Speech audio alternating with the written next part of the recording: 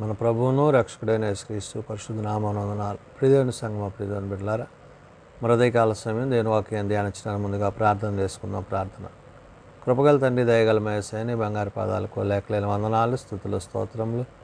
గతించిన రాత్రి అంతా నీ రెక్కల చాటును కాచి కాపాడి సంరక్షించిన దేవా, మరొదయకాల సమయం సజీవ లెక్కను చేరి ప్రార్థించుండగా వాక్యమైన దేవుడు వాక్యం ద్వారా నాతో మాతో మాట్లాడి మీరే మహిమగంతా ప్రభావాలు పొందమని యేసునామమున అడుగుచున్నాం తండ్రి. ఆమేన్.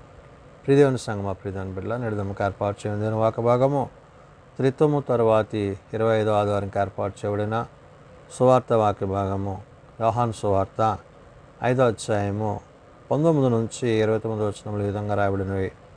త్రిత్వము తరువాతి 25వ ఆదివారంకి ఏర్పాటు చేయబడిన సువార్త వాక్య భాగము యోహాను సువార్త 5వ అధ్యాయము 19 నుంచి 29 వరకు ఈ విధంగా రాయబడినవి. కాబట్టి యేసు వారికి ఇట్లు ప్రత్యుత్తరమిచ్చెను, తండ్రి ఏది చేయుట కుమారుడు చూచునో అదే కానీ తనంతట తాను ఏదియు చేయనేరడు. ఆయన వేటిని చేయునో వాటినే కుమారుడును అలాగా చేయును. ప్రియదేవుని సంగమా, ప్రియదేవుని బిడ్డలారా, యేసుక్రీస్తు ప్రభువారు పరిచర్య చేసిన దినాలలో మరి యూదులైన వారు, అధికారులైన వారు మరి వారు ప్రభు యొక్క ప్రేమను ఏమాత్రమును అంగీకరించక ఆయనను అభ్యంతరపరుస్తూ ఆయనను చంపాలన్న ఉద్దేశం వాళ్ళకు కలిగి ఉండేవారు. అలాంటి సందర్భంలో మరి ప్రభు ఇక్కడ మరి తండ్రితో ఆయనకున్న సంబంధము, తండ్రి ఆయనకున్న ప్రేమలను గురించి, ఆ ప్రేమ నిత్యత్వానికి నడిపించేదిగా, అది పరిపూర్ణమైనదిగా, దేవుని యొక్క ప్రేమ యందు ఎవరైతే నిలిచి ఉంటారో అటు వారు ప్రభువులో, తండ్రిలో, పరిశుద్ధాత్మలో కొనసాగువారై ఉంటారనే విషయాన్ని ప్రభు ఇక్కడ గుర్తు చేశారు. అంటే యేసుక్రీస్తు ప్రభువారు సర్వాధికారము ఇవ్వబడిన కుమారుడిగా, అధికారము తండ్రి ద్వారా ఆయనకు అనుగ్రహింపబడిన విషయాలను పరిశుద్ధాత్మ దేవుడు భక్తుడైన యోహాను ద్వారా ఇక్కడ తెలియజేస్తున్నాడు. కాబట్టి అందుకని అంటున్నాడు, యేసు వారికి ఇట్లు ప్రత్యుత్తరం ఇచ్చెను. ఎవరికి? యూదులు ఆయనను గూర్చి ఆయన చంపాలన్న ఆలోచన కలిగి వారు ప్రయత్నం చేస్తున్నప్పుడు వారితో ఆయన ఈ మాటలు మాట్లాడుతూ, తండ్రి ఏది చేయటో కుమారుడు చూచునో అదే కానీ తనంతట తాను ఏదియో చేయనేరడు అనను. అంటే ఏంటి? తండ్రి చేసే ప్రతి పనిని కుమారుడైన క్రీస్తు ప్రభువారు చేయును. అది తండ్రి ద్వారా ఆయనకి అనుగ్రహింపబడినదిగా, తండ్రితో ఆయనకున్న ఆ సంబంధాన్ని, ప్రేమను వ్యక్తపరిచేదై ఉన్నది. కాబట్టి ఆయన వేటిని చేయునో వాటినే కుమారుడును అలాగే చేయును అంటాడు. అంటే తండ్రి చేసే వాటన్నిటిని కూడా కుమారుడు చేయగలిగిన స్థితి తండ్రి అయిన దేవుడు తన కుమారునికి ఇచ్చి ఉన్నారు. కాబట్టి తండ్రి కుమారుల యొక్క ఈ యొక్క సంబంధాన్ని పరిశుద్ధాత్మ దేవుడు భక్తుడైన యోహాను ద్వారా ఇక్కడ రాయించి మాట్లాడుతూ, తండ్రి కుమారుని ప్రేమించుచు తాను చేయు వాటినెల్లను ఆయనకు అగుపరచుచున్నాడని మీతో నిశ్చయముగా చెప్పుచున్నాను. మరియు మీరు ఆశ్చర్యపడినట్లు వీటికంటే గొప్ప కార్యములను ఆయన అగుపరచును అంటాడు. అంటే తండ్రి కుమారుల యొక్క సంబంధంలో దేవుడు వారికి చూపించేది, దేవుడు వారికి జరిగించేది, దాని యొక్క ఉద్దేశము, దాని యొక్క ఆలోచన ఏమై ఉన్నది ఇక్కడ పరిశుద్ధాత్మ దేవుడు యోహాను ద్వారా పలుకుస్తున్న మాట ఏమని? తండ్రి కుమారుని ప్రేమించుచు తాను చేయి వాటినెల్లను అంటాడు. కుమారుని ప్రేమిస్తున్న విధానములో తండ్రి సహాయము, సహకారము కుమారునికి, కుమారుడు తండ్రితో ఉండే ఆ యొక్క సంబంధాన్ని గూర్చి తెలియచేస్తూ మీమంటున్నాడు, ఆయన అగుపరచుచున్నాడని మీతో నిశ్చయముగా చెప్పుచున్నాను. అంటే తండ్రియే కుమారునికి వాటిని ఇస్తున్న విధానములో, ఆ కుమారుడు వాటిని జరిగించే విషయములో వారిరువురి మధ్య ప్రేమ ఎలా ఉన్నదో అది నిత్యత్వాన్ని నడిపించేదైనదనే విషయాన్ని చెప్తూ, మరియు మీరు ఆశ్చర్యపడినట్లు వీటికంటే గొప్ప కార్యములను ఆయనకు అగుపరుచును అన్నాడు. అంటే కుమారుని ద్వారా, అంటే ఇవే కాదు ఇంకా గొప్ప కార్యాలు కుమారుని ద్వారా తండ్రి జరిగించువాడై ఉన్నాడు, కుమారుడే దానిని చేయువాడై ఉన్నాడనే విషయాన్ని చెప్తున్నాడు. తండ్రి మృతులను ఎలాగూ లేపి బ్రతికించనో అలాగే కుమారుడును తనకిష్టము వచ్చిన వారిని బ్రతికించున్నాడు. అంటే తండ్రి ఎలాగైతే జీవాన్ని, మరణం నుంచి జీవాన్ని ఇచ్చే శక్తి తండ్రికి కలిగి ఉందో, ఇప్పుడు అట్టి శక్తి కుమారుడైన ప్రభువు కూడా కలిగి ఉన్నాడు. తనకు అంటే ఎవరైతే తన యందు విశ్వాసం ఉంచి, తన యందు నమ్మిక ఉంచి, తన యందు భయభక్తులు కలిగి తండ్రితో కుమారునితో పరిశుద్ధాత్మతో ఏకత్వం కలిగి ఉంటారో వారికి ఆయన ఇచ్చే యొక్క నిత్యత్వాన్ని అంటే మరణము నుండి జీవములోనికి నడిపింపబడే స్థితిని ప్రభు వారికి అనుగ్రహించుననే విషయాన్ని ఇక్కడ పరిశుద్ధాత్మ దేవుడు యోహాను ద్వారా తెలియజేస్తూ ఆయన అంటున్నాడు, తండ్రి మృతులను ఎలాగా లేపి బ్రతికించునో అలాగే కుమారుడు తనకిష్టము వచ్చిన వారిని బ్రతికించును. కాబట్టి మనము నిత్యజీవములో నిత్యరాజ్యములో ప్రభువుతో మనం ఉండాలంటే కుమారుని బట్టి, కుమారుని మాటను బట్టి, తండ్రి ఉద్దేశాన్ని బట్టి ఏది దేవుని చిత్తమైనదో దాన్ని గ్రహించి ఆ ప్రకారము వాక్యానుసారంగా జీవించవలసిందనే విషయాన్ని ప్రభు గుర్తు చేస్తున్నారు. కాబట్టి తండ్రి ఎవనికి తీర్పు తీర్చడు కానీ తండ్రిని గణపరచునట్లుగా అందరూ కుమారుని గణపరచవలనని తీర్పు తీర్చుటకు సర్వాధికారము కుమారునికి అప్పగించి ఉన్నాడు. కుమారుని గణపరచని వాడు ఆయనను పంపిన తండ్రిని గణపరచడు. ఇప్పుడు కుమారునికి ఇవ్వబడిన అధికారము మానవాళి మీద ఉన్న యొక్క పాప భారమంతా ఆయన తొలగించి ఆయన వారిని నిత్యరాజ్యానికి నడిపించడానికి ఆయన తన ప్రేమను కుమ్మరింపజేసి మరి మనము చేసిన అతిక్రమముల పాపములను మనల్ని విడిపించడానికి కుమారుడి లోకానికి వచ్చి ఆయన తండ్రి ఉద్దేశాన్ని నెరవేర్చి ఆ ప్రేమను మనకు కనబరిచారు. కాబట్టి ఇప్పుడు ప్రభువుని బట్టి, ప్రభు మాటను బట్టి, ఆయనకు ఇవ్వబడిన అధికారమును బట్టి మనం ప్రభువుని ప్రేమించినట్లయితే తండ్రిని ప్రేమిస్తాము. ఒకవేళ మనం ప్రభువుని విసర్జించినట్లయితే తండ్రిని విసర్జించిన వారం అవుతాము అనే విషయాన్ని ఇక్కడ యోహాను భక్తుడు గుర్తు చేస్తున్నాడు. అంటే ప్రేమ కుమారుని ద్వారా మనకి తండ్రికి అనుగ్రహింపబడింది. తండ్రి కుమారులు ఏకాత్మ కలిగి ఏకహృదయం కలిగి వారు ఒకే అంటే ఏంటి, దేవుని యొక్క ఉద్దేశాలు, దేవుని యొక్క ఆలోచనలు తన కుమారుని ద్వారా మనకు బయలుపరచబడ్డాయి.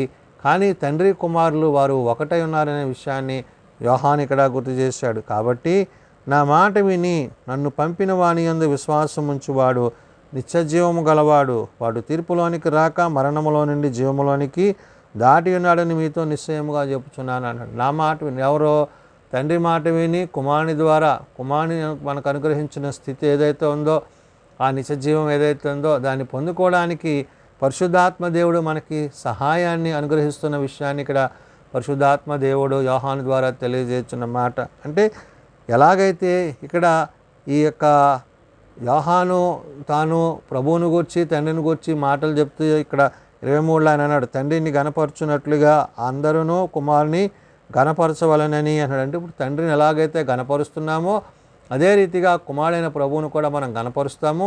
ఆ విధంగా గణపరచడం వల్ల ఏమవుతుంది, తీర్పు తీర్చుటకు సర్వాధికారము కుమారునికి అప్పగింపబడి ఉన్నది. కాబట్టి కుమారునికి ఇవ్వబడిన ఆ బాధ్యతను బట్టి, కుమారుని ద్వారా మనకి రావాల్సిన రక్షణ కార్యాన్ని బట్టి మనము జీవించాలి. అది అధికారము తండ్రి తన కుమారునికి ఇచ్చాడు. కుమారుని యందు విశ్వాసం ఉంచిన వాడు తండ్రి యందు కూడా విశ్వాసం ఉంచి అందుని బట్టి ఏమన్నాడు, కుమారుని గణపరచని వాడు ఆయనను పంపిన తండ్రిని కూడా గణపరచు. ఇప్పుడు ప్రభువును నువ్వు ప్రేమించకపోతే తండ్రిని కూడా నువ్వు ప్రేమించవు. నువ్వు ప్రభువుని ప్రేమిస్తే తండ్రిని ప్రేమించువాడవే అంటావనే మాటని చెప్పి, నా మాట విని నన్ను పంపిన వాని యందు విశ్వాసం ఉంచువాడు అన్నాడు. అంటే ఎవరో తండ్రి యొక్క మాట విని తండ్రిని పంపిన కుమారుని యందు విశ్వాసం ఉంచువాడు ఏమవుతాడంట, నిత్యజీవము గలవాడు అవుతాడు. నిత్యజీవం అంటే తండ్రితో కుమారునితో పరిశుద్ధాత్మతో సదాకాలము మనము జీవించవలసి ఉన్నది. కాబట్టి ఆ నిత్యత్వాన్ని నిత్యరాజ్యాన్ని మనం పొందుకోవడానికి తండ్రి కుమారుల యొక్క ఆ ప్రేమను మనము ఆదరణకర్త అయిన పరిశుద్ధాత్మ ద్వారా నేడు మనము పొందుకుంటున్న విషయాన్ని భక్తుడైన యోహాను గుర్తు చేస్తున్నాడు. కాబట్టి వాడు తీర్పులోనికి రాక మరణములో నుండి జీవములోనికి దాటి ఉన్నాడని మీతో నిశ్చయముగా చెప్పుచున్నాను. అంటే తీర్పులోనికి రాకంటే అంటే మరణం గెలిచిన క్రీస్తుని కలిగి ఉంటే నీ మీద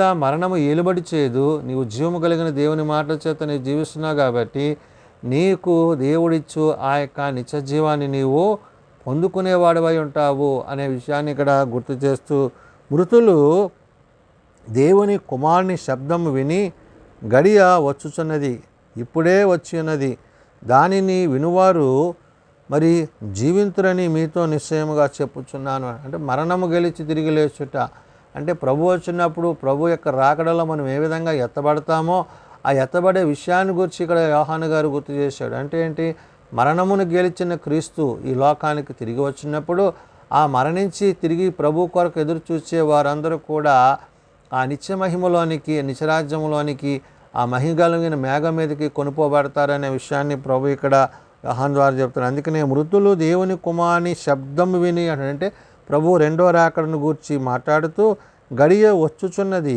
ఇప్పుడే వచ్చి ఉన్నదండి. అంటే ఆయన రాకడకు తగిన సిద్ధపాటు, ఆ సిద్ధపాటులో భాగాన్ని గుర్తు చేస్తూ దానిని వినువారు జీవింతురని మీతో నిశ్చయముగా చెప్తున్నారు. అంటే దేవుని యొక్క రాకడ కొరకు ఎదురు చూస్తూ ఆ ఎదురు చూచే విశ్వాసాన్ని మీరు కలిగి ఉండండి, కొనసాగించండి అని చెప్తున్నాడు. తండ్రి ఎలాగ తనంతట తానే జీవము గలవాడై ఉన్నాడో అలాగే కుమారుడును తనంతట తానే జీవము గలవాడై యుండుటకు కుమారునికి అధికారము అనుగ్రహించను అన్నాడు. ఇప్పుడు తండ్రికి ఉన్న అనుగ్రహము, ఆ యొక్క అధికారము కుమారునికి కూడా ఇచ్చాడు. ఇప్పుడు తండ్రి ఎలాగైతే జీవిస్తున్నాడో కుమారుడు కూడా అలాగా జీవించడానికి అధికారము తండ్రి ద్వారా ఆయనకి అనుగ్రహింపబడింది. కాబట్టి తండ్రిని కుమారుని మనము ఏక హృదయము ఏకాత్మ కలిగి మనం చూడగలిగితే వారు ఇరువురు కూడా ఒక్కటై ఉండి ఆదరణకర్త అయిన పరిశుద్ధాత్మను మన మధ్య నడిపించి మరి త్రిత్వములోని ఏకత్వాన్ని, త్రిత్వములోని ఉద్దేశాన్ని, త్రిత్వములోని ఆలోచనలను దేవుడు మనకి తెలియజేస్తున్నాడు. ఆయన తండ్రిగా, కుమారునిగా, పరిశుద్ధాత్మగా నేడు మనలను ఆయన దర్శిస్తున్న విషయాన్ని ఇక్కడ పౌలు పరిశుద్ధుడైన యోహాను గారు గుర్తు చేస్తూ ఇక్కడ అంటున్న మాట 27లో, మరియు ఆయన మనుష్య కుమారుడు గనుక తీర్పు తీర్చుటకు తండ్రి అధికారము అనుగ్రహించును. మనుష్య కుమారుడు అంటే నరావతారిగా వచ్చిన క్రీస్తుని బట్టి, క్రీస్తు చూపిన ప్రేమను బట్టి, ఆయన చూపిన కనికరమును, కృపను బట్టి, మరి నరావతారి అయిన క్రీస్తు యొక్క ప్రేమలో, ఆయన ఉద్దేశములో నరులమైన మనము మరణించి తిరిగి లేవడానికి దేవుడిచ్చే యొక్క గొప్ప సన్నిధిని, స్థితిని బట్టి ఇక్కడ యోహాను గుర్తు చేస్తూ అంటున్నాడు, మరియు ఆయన మనుష్య కుమారుడు గనుక తీర్పు తీర్చుటకు తండ్రి అధికారము అనుగ్రహించను అంటున్నాడు. అంటే ఇప్పుడు దేవుని యొక్క అనుగ్రహము, అధికారము మరి కుమారునికి ఇవ్వబడింది కాబట్టి కుమారుడు ఇప్పుడు ఏం చేస్తున్నాడు, అధికారాన్ని వినియోగిస్తూ మరి ఆయన మనలను మరి ఆయన రాజ్యానికి చేర్చుకోవడానికి రానయ్యున్నాడు. కాబట్టి దీనికి ఆశ్చర్యపడుకుడి, ఒక కాలము వచ్చుచున్నది, ఆ కాలమున సమాధిలోనున్న వారందరూ ఆయన శబ్దము విని మేలు చేసిన వాడు జీవ పునరుత్థానమునకును, కీడు చేసిన వాడు తీర్పు పునరుత్థానమునకు బయటికి వచ్చేదురు అన్నాడు. కాబట్టి ప్రభు రెండో రాకడలో ఆయన వచ్చే సమయానికి మనం మేలు చేసి దేవుని యొక్క జీవాన్ని కలిగి జీవ పునరుత్థానములో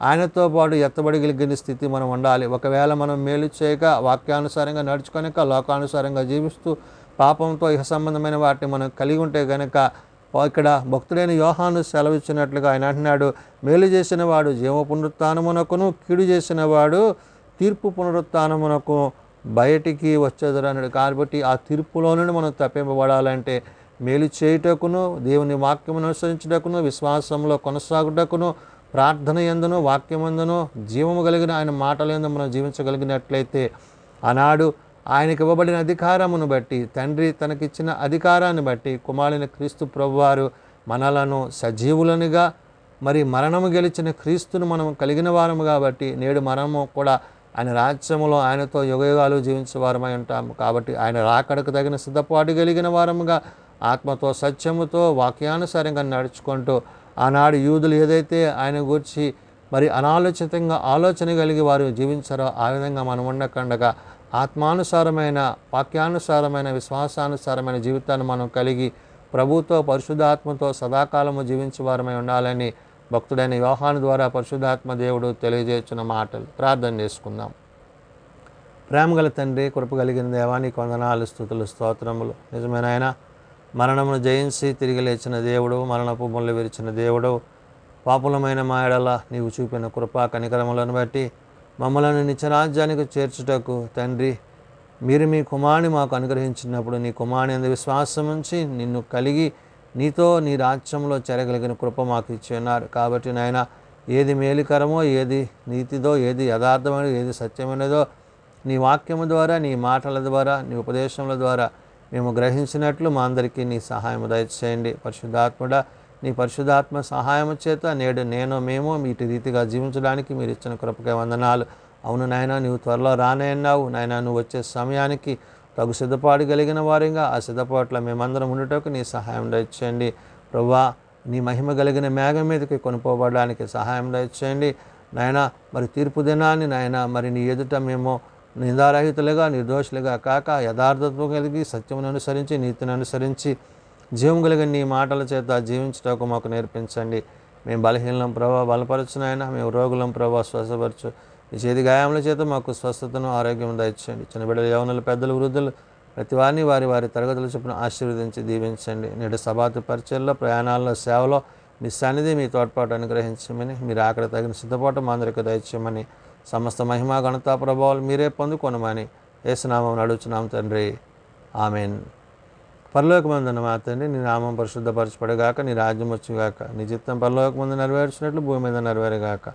మా అనుదినాన్ని మాకు దయచేయము. మళ్ళీ అపరాధం చేసిన వారిని మేము క్షమించున్న ప్రకారం మా అపరాధములను క్షమించము.